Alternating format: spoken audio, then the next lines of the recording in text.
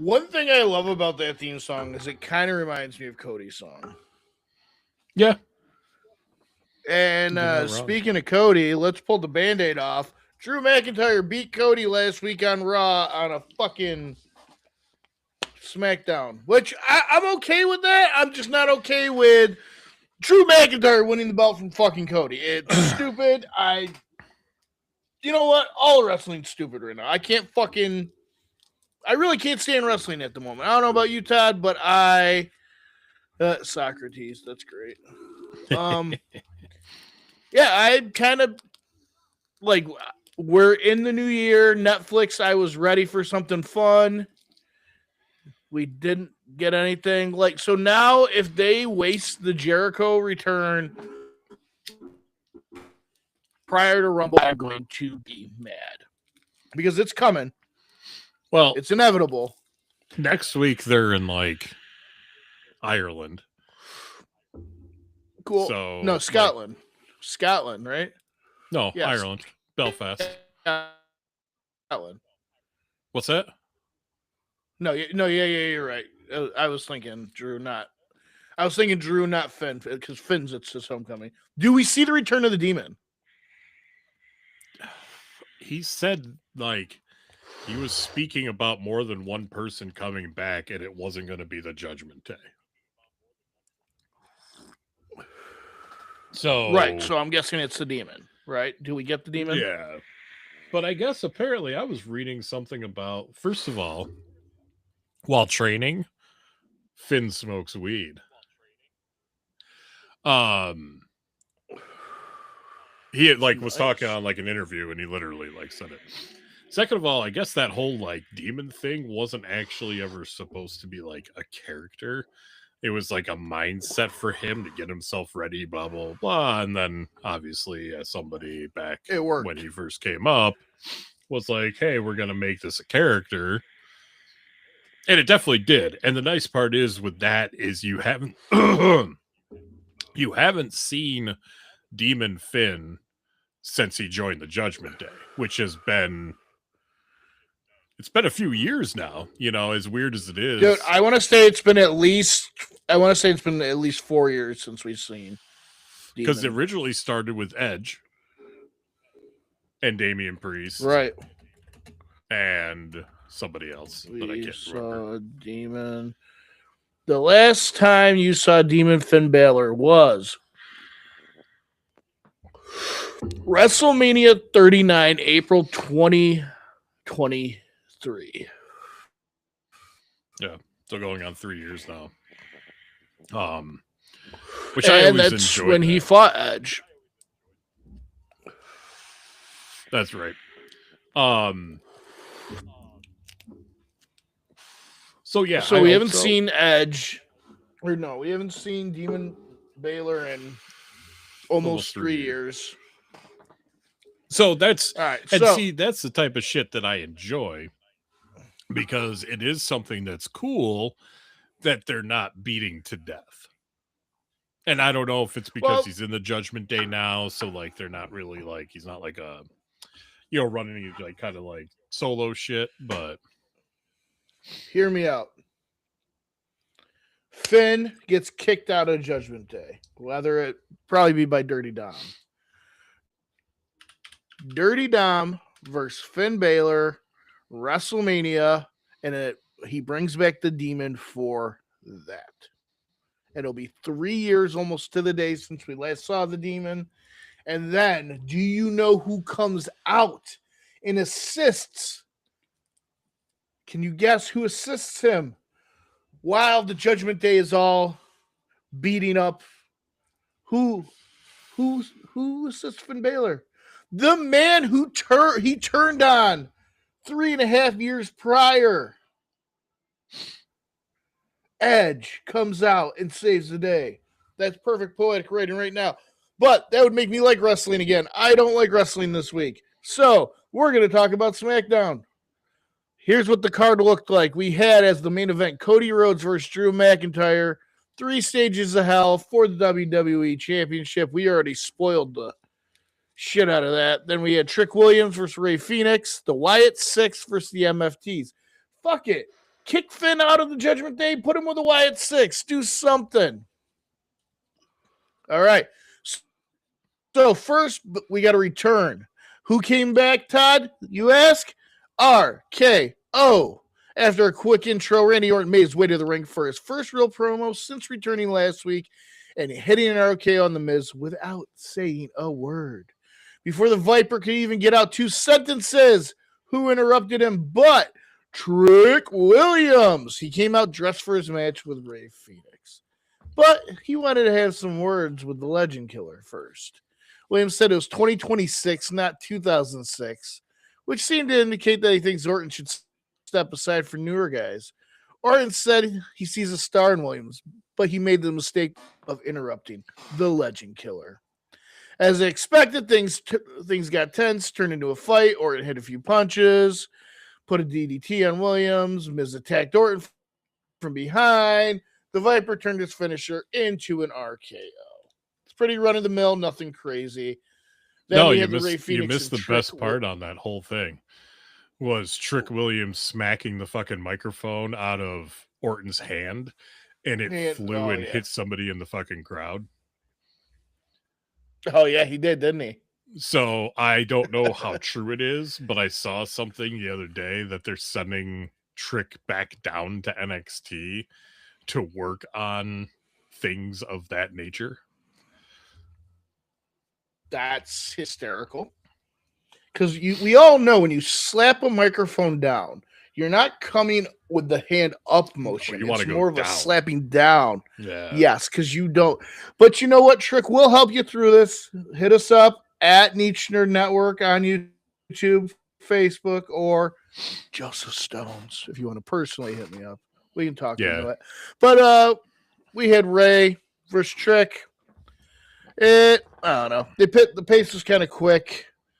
This would have been a great match, but it felt like they were taking it easy, except for the last couple of minutes. Williams ended up countering a pin with a handful of tights, making this a dirty victory. Maybe he's going to have a heel turn fully. We'll never know. That pop-up uppercut, I want to point out. Trick Williams has that, I don't know. I dug it. It was cool. And then we had probably the hottest match of the night, no pun intended.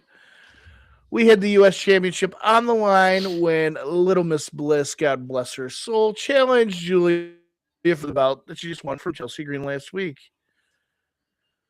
Bliss was soloed due to Charlotte being sick. Is it real sick or is it more plastic surgery? We don't know. There's good energy in this match, but it kind of sucked. The ending I didn't dig. Alexa was about to hit the Sister Abigail, but the goddess took her out. Lash Legend ended up interfering out of nowhere by shoving Bliss off the top rope, which allowed Julia to hit a Northern Lights suplex for the win. Oh, come on. And then McIntyre and Damian Priest had a short conversation backstage.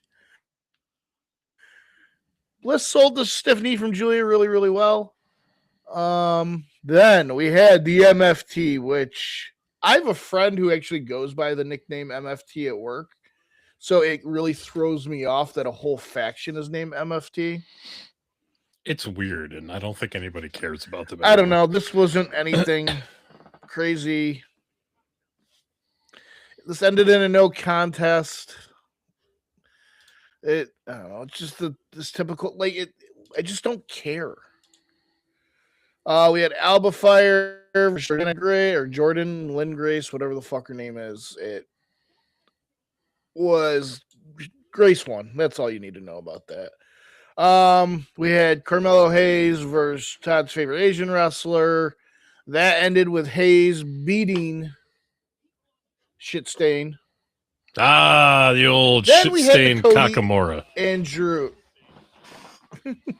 We had Cody versus Drew. And throughout the show, WWE was hyping the shit out of this 3 Stages of Hell match. And There's no commercials during the final hour. It definitely felt a little bit more like a PLE match than anything else. The first fall was a standard wrestling match, and it got started with exactly 30 minutes left of the episode, 3-0. Rhodes came out the gate hot and sent McIntyre out of the ring for a suicide dive. The ref was distracted with a loose turnbuckle, and the Scottish Warrior hit a low blow, followed by a claymore to win the first fall. The next stage was a fall counts anywhere match, which meant all rules go out the window. McIntyre immediately got a table from under the ring and set it up so he could powerbomb the champion for a close 2 count. Rhodes put McIntyre through the announce table to win the second fall, which meant they had to go to a steel cage. Both men looked worn out, but Cody looked like he was in a bit better shape. Cody had the upper hand and sent his opponent into the walls of the cage a few times. McIntyre almost escaped through the door, but Rhodes, my bro, brought him back with a suplex. Both men survived each other's finisher a couple times, and each took the other apart for another 15 minutes. When it looked like McIntyre was about to win, who showed up? Me. Jacob Fatu. And he got in the cage and started beating him up. He ended up fighting Rhodes too, and that gave the challenger the opportunity he needed to go through the door and win the WWE Championship.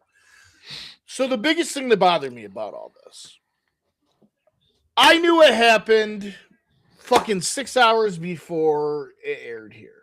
Yep. Because not happening on a Netflix thing, it wasn't live there in the US. And I don't know why Drew's got the belt. But there is some silver lining here. The Instagram posts that Drew McIntyre has been doing with the belt have been absolutely hysterical. Like him cuddling in bed. It's like it's fun, and it's cool that the belt changed hands on a regular TV show, but not like that. I don't know. Then we had Raw on Monday. Anything you want to sprinkle a little dust on top of that rundown there? I mean, I don't think Drew will have it long. It's kind of convenient that he won it, and then the next night they were in like Scotland. So just bring back the European title and give it to someone like him. I would go all Jesse Ventura quick. Walking out of a fucking steel cage match and winning it that way is fucking stupid. That's what I don't like about this. Like, even with the interference, if Drew would have won, whatever. It's the fact that it was so anticlimactic. It's like you have spent months trying to get this girl to go on a date with you, and you finally get her dinner, and she now has agreed to go lay with you like adults do. And as soon as you get in there, 30 seconds, you're done. It's over with. And you're apologizing. It's never happened to you before. You must have just been so excited. You hadn't got laid in a while. So, and you don't really jerk off, which is all just complete lie and utter bullshit.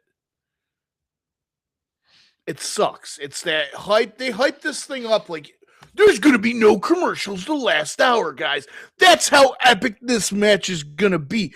And we're giving it to you for free on live TV. Oh, yeah, Drew McIntyre just walked out the cage. Yeah. After 29 minutes of this, you just, no, never mind. Fuck it. Yeah. It sucked. Blue ball. They're making over, because, this is, and honestly, is there anything even to talk about that happened on Raw? Was there any big? Let me think real quick. With women's tag team champions. Team is championed. Who's somebody's going against them? I can't remember who won that fatal 3-way thing. Watched it, fully watched it. Didn't fall asleep. Watched it too. Well, because I you have don't to watch it as soon think. as you get home, and I have to. Oh, wait. fucking Braun Breaker got suspended. All right.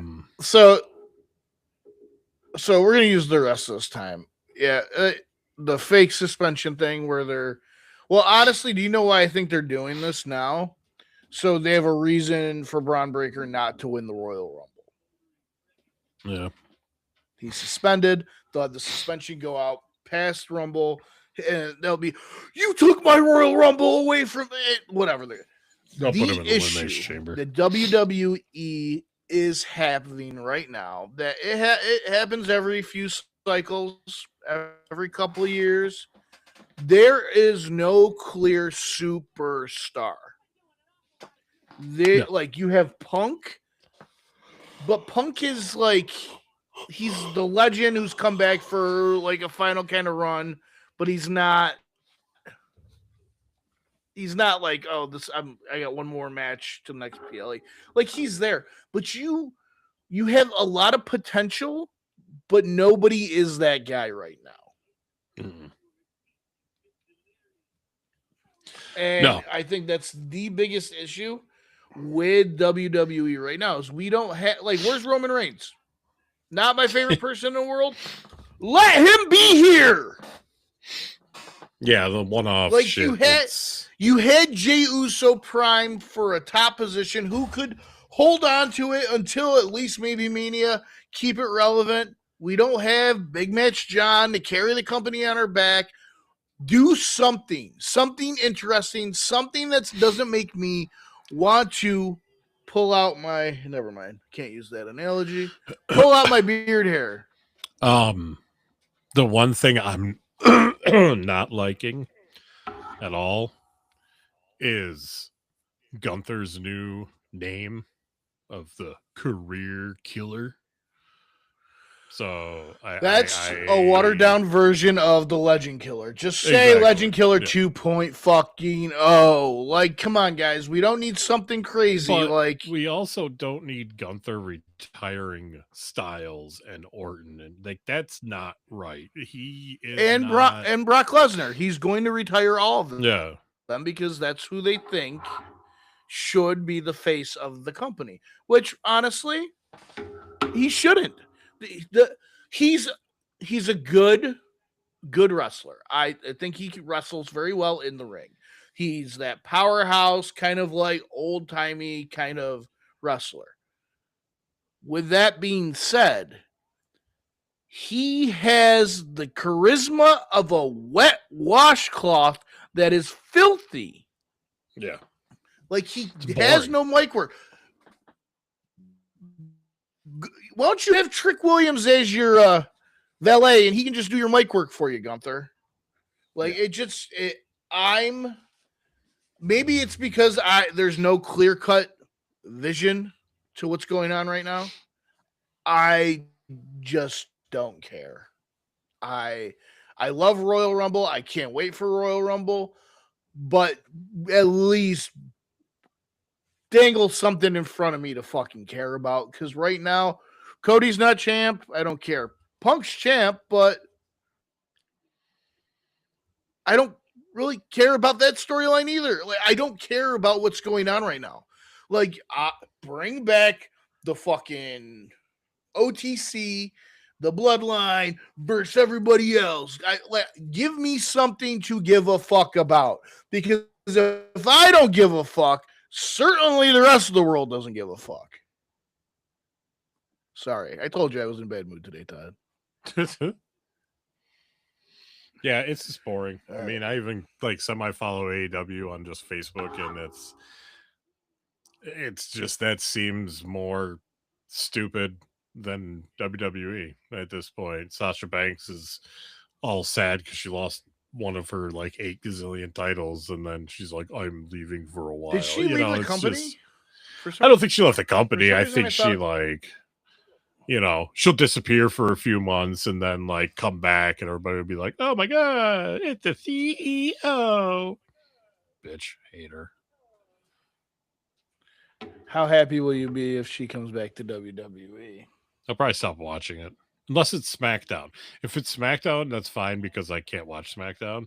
So, like, that's cool.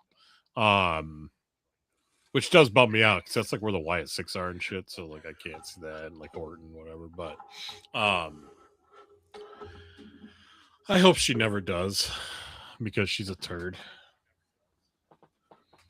A large turd. I don't mind Sasha. She was actually Logan. She was like one of Logan's first big crushes when he was real little. I'll fight her. Fun fact. All right. So last day that we had an episode was yesterday. See, Todd and Joe Morning Show. I plan on releasing either tomorrow or Thursday a new MCFU. I had a long discussion with Caleb today. We're going to put out more shorts, more reels. Me and Todd are working on other just solo things so you guys can see these pretty faces more often and possibly putting some stuff out in audio. There's a lot of stuff that we have in the works. I still check every corner when I leave a room to make sure that Garrett's not going to jump out and try to attack us. I have a feeling. I don't know. Give it to me. The radio silences. Penis! Yeah. I'll take all of it. It's amazing. Yeah, he will. Because I've seen him go heel before. I've seen the mastermind come out and play. And I know we're not in the studio anymore, but if he shows up to my house, I have a kendo stick, and I have a direction I would like to stick it if he comes to my house. North. I want to stick it north. Yes. But was there any other wrestling news this week? Anything big happen? no, I don't think so. Let me see. I'll pull up Wrestle Feed quickly. I'm just looking forward to the Rumble because it's at like 3:00 in the afternoon. So I am super excited.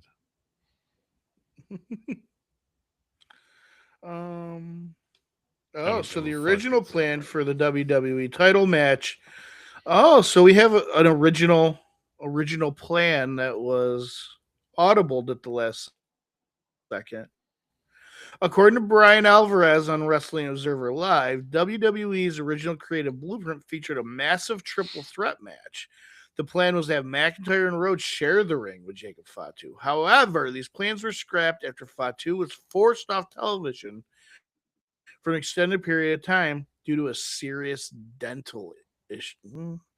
Well, after all those years of taking Roman Reigns to the mouth, you decided to go out on your own, and this is what happened. It's true. Remember when Cesaro fucking smashed his face off the ring post? And he had to wear mouth. That's why he wears a mouth guard still. Yeah, that was fucking crazy. My teeth fucking hurt so bad when I saw that. My teeth, not my teeth. I still vividly can remember in my head when Seth Rollins broke Cena's John nose. Cena with that knee, broke his nose. He made it a twisty little. Oh, I still remember watching. Yeah, that and seeing the picture and like the awful. So next week, tune in for at least me and Todd. Oh, have you seen my friend, my inspiration, shares a name with me?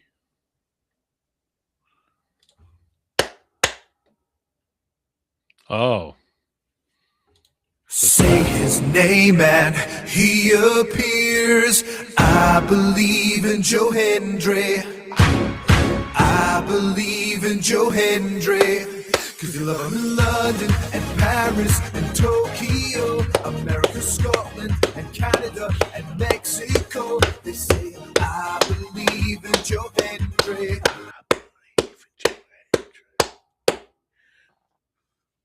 Deuces, bitches.